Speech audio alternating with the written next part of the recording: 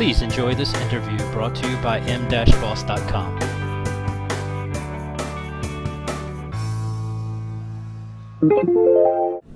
Who are you and what do you do? My name is Spector. I'm an online marketing strategist and analyst here at Grow Socially. Basically executing, planning, and maintaining, and then measuring social media marketing efforts for clients who come to us to kind of outsource their efforts, primarily within the printing industry, but kind of starting to branch out into a full-blown marketing agency and expanding into different verticals too. Excellent. So we're here really today to talk a little bit about the South by Southwest Interactive Show. Maybe the best place to start is to actually give the audience a little bit of introduction as to what it is. South by Southwest is a storm of activity that takes over Austin for about 3 weeks every March. It starts off with the interactive portion, which I believe was called the media portion just a few years ago, and developed into its own week, which the debate's always going on, is it a conference or is it a festival? It includes a trade show portion, panels. This takes place all throughout the city of Austin. There's panel discussions, Q&A, book readings, interactive workshops, basically anything that's going to help you learn about the tools and the best practices to use in anything media-based. So this is for entertainment purposes, social media marketing, website design, anything based on development or design, really. Just anything technical based takes place right there in Austin in this week. And then, from there, there's a whole music week for independent music acts, and a very cool film festival. And the film and interactive portion have a bit of crossover this year, primarily because you're seeing a lot of independent filmmakers use these tools, social media-wise, and technical and hardware, software kind of tools to help not only produce the films that they're making, but market them as well. So there was a cool crossover to that this year. Very good. So for the interactive portion alone, what would you say? Who's the typical people in the crowd? Is it mainly very technically oriented people? Is it marketers? Is it kind of just a real hodgepodge? Or yeah, it's a lot of startups in the crowd. You'll see a lot of 20-something CEOs in the crowd, but you also see bloggers primarily. A lot of people trying to market their own software, their own companies, their own startups. But primarily when you go to the daytime sessions, you're noticing it's a lot of business folk. It's marketers, it's designers, it's developers. It's a lot of people coming to learn not just about what tools are out there, but they're trying to get a good gauge of what their peers are thinking. And this is one of the really only times of the year that you can go out and kind of rub elbows with very like-minded people, because we tend to, we work in social media and interactive-based things, but we tend to really get in our own little world. So this is a good time to get out and kind of interact, but also learn. Right. That's a good point. So this year, in particular, some of the feedback from the initial thing is maybe has Austin outgrown itself, or the show, I should say, has it outgrown Austin? You read things about long checkout lines, and on top of that, does the show itself, I guess the second part of that question is, the show itself seem to have become a bit too mainstream for most? It's one of those things that you wonder if it's getting too big for its own good. However, the city of Austin responds to it as well as they can. They prepare all year for this. It's the backbone of Austin's local economy, is the whole month of March. And in addition to this, the Austin City Limits Festival in early October are the two things that really keep Austin going. They prepare in their defense as best they can. They hire all sorts of extra help, not just for hotels and checking into places. The volunteers that come from all over Texas for the South by Southwest Volunteer, they do a tremendous job trying to get everybody in and out in a timely fashion. But when you have over 20,000 attendees checking in one day, it's a swarm, right? Swarm. And there was a lot of issues this year with the cabs and the waiting and everything. But the vibe in Austin was that it's all good. But for the attendees and for their purposes, the question keeps coming up: should there be a cap on how many people can actually attend? And how many events that are actually unsanctioned by South by Southwest that are happening after business hours, how much attention is that getting, and is that taking away from what people are initially coming here to do? So yeah, is it South by getting too big for its own good? That is a primary concern, but with the growth comes more opportunity for learning, more opportunity for networking. So there's a positive and a negative side to all these things. But yeah, it's definitely getting bigger every year for sure. So, what would you say, just as an overall thing, what was the most buzzed about, talked about? What was everybody coming up and saying? Oh, did you check this out, or did you see this? The one thing I really took away was that app Highlight. So we were talking about Highlight and basically how it's a real location-based app to let you know who is around you, really, right? Who is around you and how that relates to you. So you can actually set up a profile and based on your interests, your career, and your hometown, people can find other people who use the app Highlight. Now, in just one thing to actually say here is that obviously the amount of people actually using a startup app that's gaining so much buzz is going to be right there at South by Southwest. So when I left downtown Austin, obviously the number of people using the app. But it's a very interesting app that had a lot of people buzzing. For marketing purposes, I'm not really sure what the use could be. Is it a kind of a breakthrough that in a year we'll be talking about what did it mean back then? Sure. But I don't know actually what a business could use Highlight for just yet. NFC, near field communication, and how that's going to be used for mobile payments was a huge point being driven home in a lot of panels because it can be used for personal documentation, security, file sharing, payment, number one, obviously mobile payment. And that mobile payment in itself became a huge buzz factor. Are people getting sick of QR codes already? Do enough people know what QR codes are? Right. This was a constant debate. So where we left off, we were talking a little bit about NFC in particular and what would happen if, with NFC as a whole, if Apple doesn't get on the bandwagon.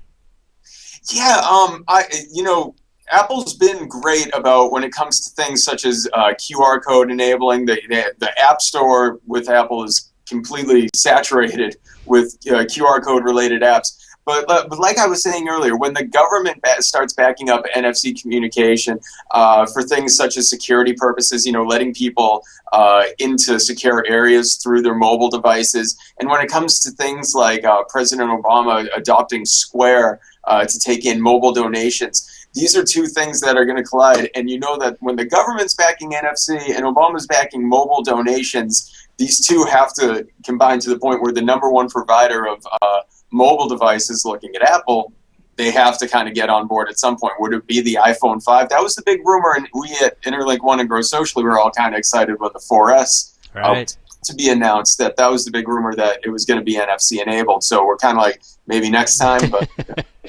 right. And maybe the phone it'll make the appearance in the version 5 there, or who knows? They probably won't call it the 5 at that point. They'll probably just call it the new iPhone, right? Right. That was lazy. Well, it's definitely seems to be a bit different now at Apple, doesn't it, in a lot of different ways. Speaking of Square, we'll get to that in a minute. It's just a mobile payment technology which really has kind of blown up here in the last few months, even more so than what it was, it seems like. But let's get into some specifics for like marketing service providers and so forth. You mentioned a couple points on your 100 points, bulletin point list of what you saw in her and did at South by Southwest. You mentioned that there was almost an aversion to picking up print-related material. What was that about? Yeah, I mean, it was one. There was a combination of a few factors there. One is that Austin, God bless him, is such a progressive city, but they're also a very environmentally conscious city. Plastic bags have actually been outlawed in the city, so it was very hard for me to carry around a bunch of stuff around town. Very Euro, right? Very, very Euro. But with the best of intentions in that city's defense, however. The amount of print advertisements that you see everywhere, including the flyers for whether it be independent music acts, startups, South by Southwest official events, the amount of flyers you saw everywhere was significantly down. And in addition to that, we encountered a few times where employees said they actually had been asked by their employers not to accept any printed materials in an effort to kind of go digital only. And I do see where they're coming from on a few fronts. It's not an environmentally based action. It's that you're walking around for 12 hours a day. You're going to X amount of different sessions, X amount of different meetups, and you can only carry around so many things that you can remember. However, I saw a lot of people go out of their way to kind of take a picture of a printed piece of material. They take a screenshot of something, and that was their way of kind of digitally bookmarking it to look at later. But however, for marketers who went down there with specific promotions for South by Southwest and that were relying on QR code-based promotion, print-based promotion, it was a big shot to the gut when you got down there and significantly noticed that everyone's got an iPad. No one has a bunch of business cards anymore. So yeah, I guess that is an interesting point. How do you reach them if you're not going to, if they're not scanning QR codes, if they're not taking a flyer, so to speak? How do you get them? We kind of became advocates of going strictly social in that point, and whether it was kind of going out and doing some socially based marketing kind of targeting, and whereas we had some promotions where everything was done off social location. So if someone was checked into the Iron Cactus on Foursquare, whereas we'd be handing out flyers at the Iron Cactus, we instead would go on Twitter, search who was at the Iron Cactus, reach out to them on Twitter and say, hey, we're here too. Come and chat with us about whatever promotion was going on. And then, you know, instead of getting a flyer, we've kind of done some direct marketing, very face-to-face at that point. So yeah, you basically would find everyone through different social channels, whether it be Twitter, Foursquares, I think is what you probably were talking about there, yep. and then do the real face-to-face. Right, and therefore, I mean, the impact lasts a lot longer as opposed to just seeing or getting handed a flyer. And it's also a lot more personal. Social media, you can reach out to people and actually say, hey, Ryan, come see me, as opposed to here's just another flyer. The impact does tend to last a lot longer. Right, yeah, that's a very, very good point. Another kind of point that you had on your list that I found kind of interesting is you said that when brands go to create a print message and collateral, it's all about them creating the narrative. And then when you flip it and go to the web, you said, you know, it's really a more consumer thing that happens where they're creating the narrative. They may be crafting the message, so to speak, or at least letting the brand know what the message needs to be for them. Do you think that that's exclusive, or do you think they'll kind of flip at certain points where brands, I guess, on the web have also controlled the narrative to some extent too. There's no doubt there. But do you think that in a print kind of perspective, do you think you'll ever see it where it's really user-generated kind of content and the consumer's pushing the envelope more than a company? Down the line, I think somewhere the print industry is going to have to adapt to letting the audience kind of tell the story for them. But it's true, when you go online, and more specifically when you go social, it's really the audience who's creating not just the tone of whatever the campaign is, but they're creating the direction it's going to go in as well. The best example I can think of was a month and a half ago. McDonald's tried to start a social media campaign called McD Stores. Did you hear about this? Yes. Hilarious. It blew up right in their face. They wanted to have people tweet using a certain hashtag about their favorite experiences they've ever had at a McDonald's. It does not take the person with the world's most foresight to tell you that that was not going to end well. That is so true, but at the same point, why do we kind of see the same mistake made time and time again? Chevy had a similar thing, I think, with a Tahoe. Very early on, I think there was a candy brand that did the same thing. The memory escapes me, but yeah, it seems like it seems a very common sense point. But so why do we keep seeing it again? It's just another example of brands realizing the power of social media, and so that they need to jump on it, but they're not effectively planning. It's I don't want to say it's a lack of foresight, but maybe it's just a lack of knowing the audience that they're trying to appeal to. I would see that the print industry is obviously, with the print industry, you have to have a bit more foresight, because once you put something out there, it's out there forever, and it is in the audience's hands. However, it's not going to come back and forth as it would on social or any form of online brand. Right. But to that extent, I do see the print industry maybe designing some things that appeal to the masses a bit more. They're going to listen to feedback a lot more, and maybe even kind of go taking the survey route and letting the customer kind of plan their next campaign, something along those lines, but not so much. The backlash isn't as strong against a print campaign as it can ever be against a social media campaign because it spreads much faster. Right, and the feedback mechanism's not as instant, absolutely. Do you think that ever see something like a Storify maybe that gets into where it's the funneled in user generated kind of, I'm the curator, this is what's important for this particular topic, and then that quickly being able to go out to some kind of printed capacity? And I guess really there we're talking about, can it really scale, right? Because it's not like the web where it's just a click and everybody, it's there for them, right? Yeah, I mean, it was one thing that just briefly that the print industry I noticed at South by Southwest, the company Mashable had actually printed up a newspaper in print and delivered it to everyone staying at the Hilton in Austin. But it was kind of like tongue in cheek. It was like it was printed like it was from the 1830s. It was using old timey script, and it was just kind of a tongue in cheek kind of retro throwback thing to old newspapers. But it did tell you what was going on that day, so to that extent, it was helpful.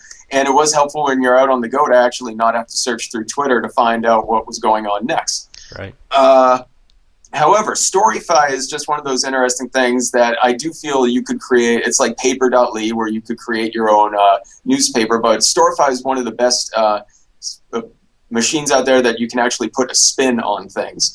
You can make you could say that the sky is red using Storify, I always say it, because you can actually pull out opinions from other people on any topic and just formulate it the way that you want to present it.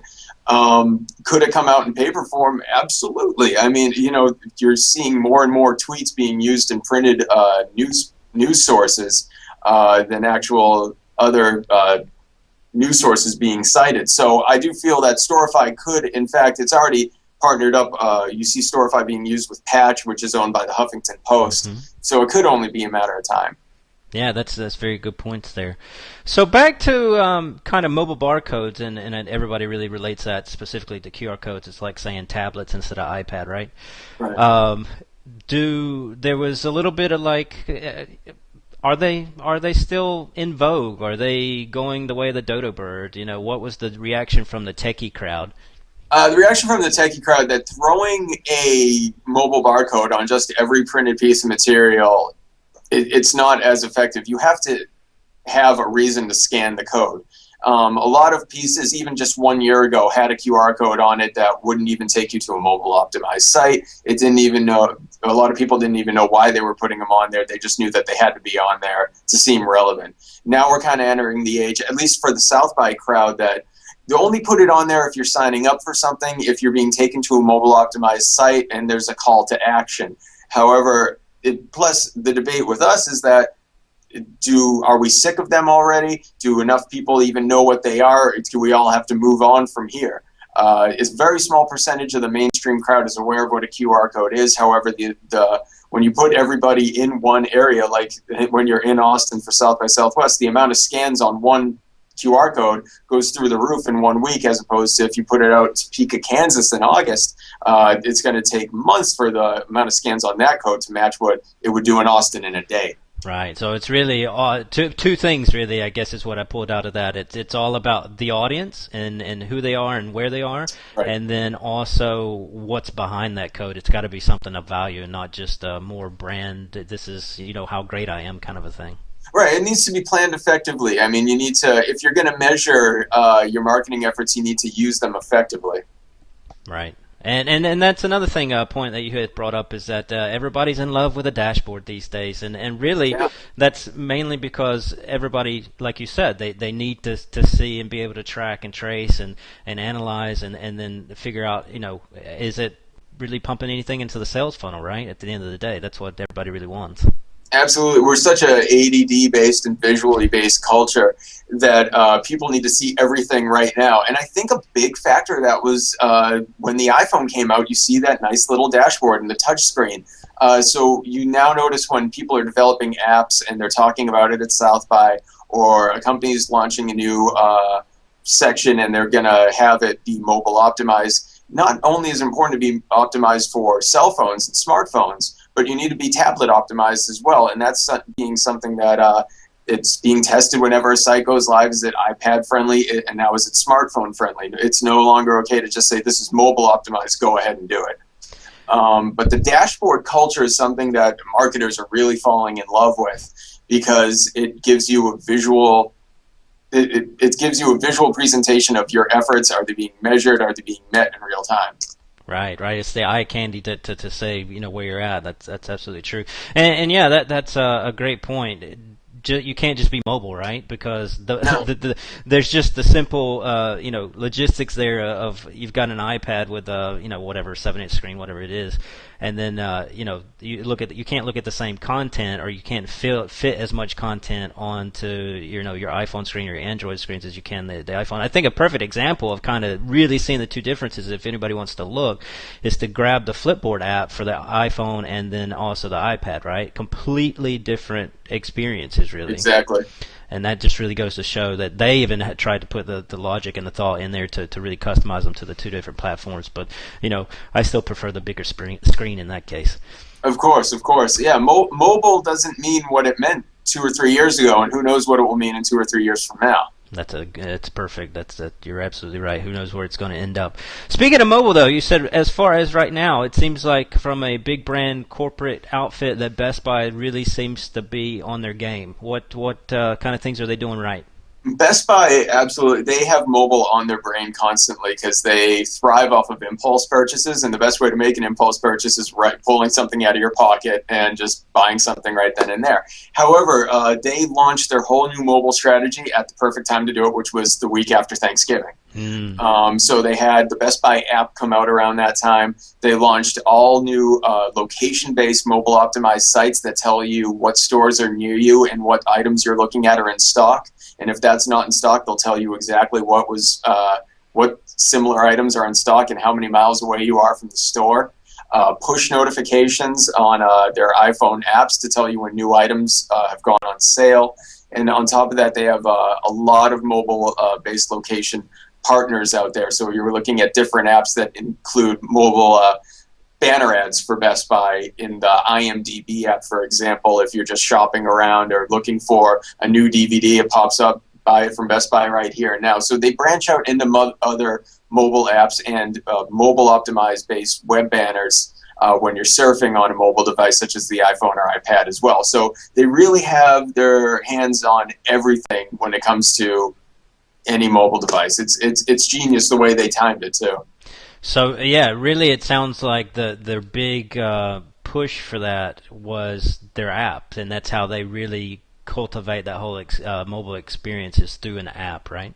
It's through the app, but they don't force you to get it, which is the genius thing. Because if you go on your browser on a mobile site, the Best Buy site looks so nice, but it also is so geographically targeted that it's going to make you feel like, oh, I don't have to go out of my way to download something, which is a big hurdle to get the consumer over. So if you have the app, they're thrilled. If you don't have the app, they're going to make it their mission to target you then. Yeah, that's a great point too, is that it's all about the end consumer, right? How they want to choose to digest and see the information. That's good. So back to kind of extending the mobile thing, we talked about a lot of location-based things and mobile barcodes. What mobile payments, as you said before, are really a hot topic and have been for a little while here. And it really seems that the one company that's dominating the space so far is Square, although I think this week heard that Eventbrite came out with their own kind of system to be able to take money on the spot to print tickets for events and so forth. And also, I think 2 weeks ago, maybe at this point, it was Intuit, the makers of the accounting software and so forth, that also introduced their version, if I remember correctly. So what was going on with the mobile payment stuff? It was a huge topic of conversation, not just in the panels based on mobile payments and mobile technology, but also for marketers and discussions you saw during the day with all the marketers. They want to know just how fast is this going to take off, and it looks like very fast. 5 years ago, a primary concern where people didn't even like to use their debit card at the pharmacy because it was an identity theft fear. Now people just don't have time for that stuff. They don't have the time to worry about identity theft anymore. I know that sounds ridiculous, but it's true. Like, people they need to buy things right here and now. And that's why you're seeing things like Google Wallet get more introduced, and you're seeing things like Square get picked up so rapidly. So the awareness for mobile payments is there with the marketing crowd. They're aware that this is something that's not going to go away, but they need to capitalize on it. So they need to address those fears of the consumer and kind of ease those from a bigger brand standpoint. But when it comes to startups and the South by Southwest crowd, and is this okay to, go ahead and swipe this debit card really quick just for admission to this thing, or just to sign up for our service really quick, or to buy a book at the trade show desk. That's okay, but to kind of go out on your own and appeal to big brands, consumers, they have a lot of hurdles to overcome. However, I will say this, for all the talk that mobile payments got throughout all the day, when you go to the merch booth at South by Southwest at the convention center, no mobile payments offered. You still have to wait in line like everybody else. A little ironic, huh? Yeah. Do you think really with Square in particular and the other kind of competitors that just entered with Eventbrite and so forth, that the real traction that they were able to get is really because it did not have to change the consumer's behavior, because we're still handing over a credit card for you to basically swipe, right? I think the power of Square isn't so much in the consumer as it is the business that uses it, because it's so easy for young small businesses. It's for startups. My barber uses Square. I paid for this lovely haircut using Square. Only in Boston. Of course. But yeah, I think it's really putting the power of small businesses and the independent, like the entrepreneurs. We absolutely love Square because it's costing you less to use it, and right. To usually pay by a credit card or a debit card costs the business more money than it could end up costing the consumer. That's why you see a lot of places have a $5 limit to pay with your credit card or something like that. With Square, it's actually taking very little out of the business's pocket to use it, and I think that's what really gave it all its power. Right, you're right. It's probably less hassle to set up a Square account by far than a merchant account, and you're right, yeah. The rates are attractive enough to where it makes sense for especially the smaller businesses. And that's actually, I guess, where I kind of see it really exploding initially, is it's going to have that groundswell in the small business arena, and I think it'll take do you think it'll take some time to really, for the nationals and the big brands, and to really evolve? The technology will probably have to evolve into some kind of NFC or whatever kind of driven technology there to make it where we see that, where it's not a credit card anymore, it's your phone, and that's how you're buying your next coffee maker at Best Buy or whatever. It could happen. I think the roads of mobile barcodes and NFC technology are very parallel, and at some point they're going to have to intersect. A great point that it never really clicked to my head, was talking to someone at South by Southwest, and they were talking, QR codes are great and everything, but when you really, really, really boil down to it, they're very ugly to look at. And I think that is such a good point, because we live in such a visual-based society that if something's that ugly to look at, it can only stick around for so long. Yeah, that's absolutely true. That's one of my pet peeves that I write about a lot, is the attractive factor of, or lack thereof, of QR codes. And all the other competing mobile barcode technologies, they really have the same issue, because it's right. At the end of the day, it has to be something unique to make it a code, right? Yeah, and the whole era of viral guerrilla QR code marketing, and look at this, it's a hidden QR code.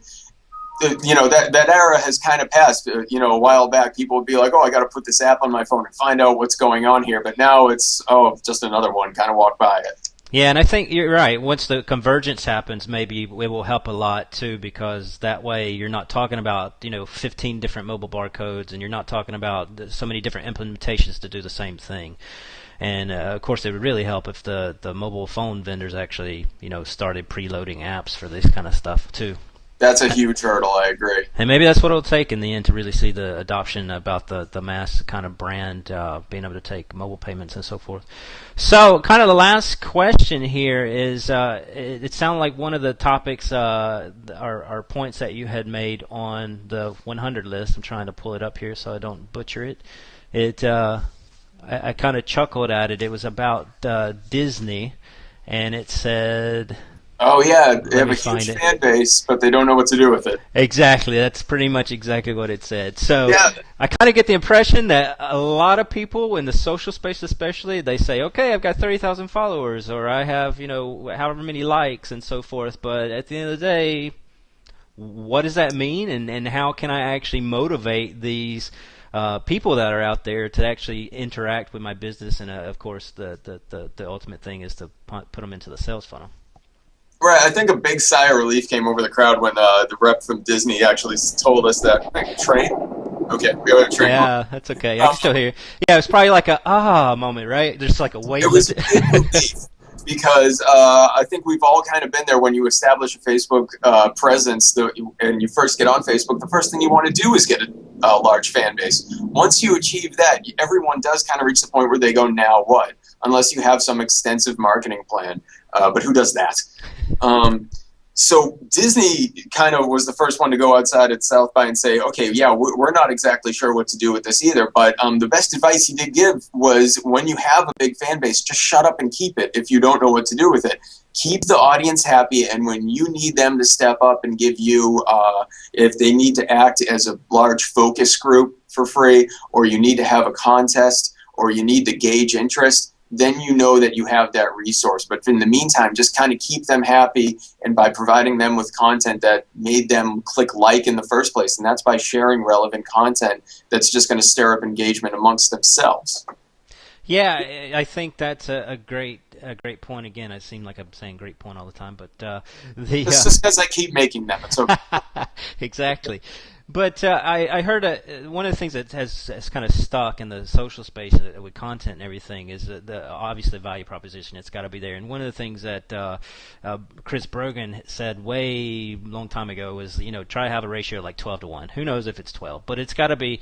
I think you're right. If you don't know what to do with the audience, you still can't take advantage of that audience to where they leave and go somewhere else. But also you still got to give them way more content and value than what you take from them. I think is kind of the point there. So that's great. And last thing, will you be there next year? Absolutely. Absolutely. And maybe this time I'll stick around for some of the music too. Yeah, that would be fun, right? So let everybody know where they can find more about you and more about Interlink One and Grow Socially and so on. I definitely encourage everybody to hit up growsocially.com to learn about all the great services that we provide, not just for social media marketing, but website redesign and consulting as well. But if you want to follow me, I'm at Graham Spector on Twitter. Excellent. Very nice. Thanks for the interview, Graham, and taking the time.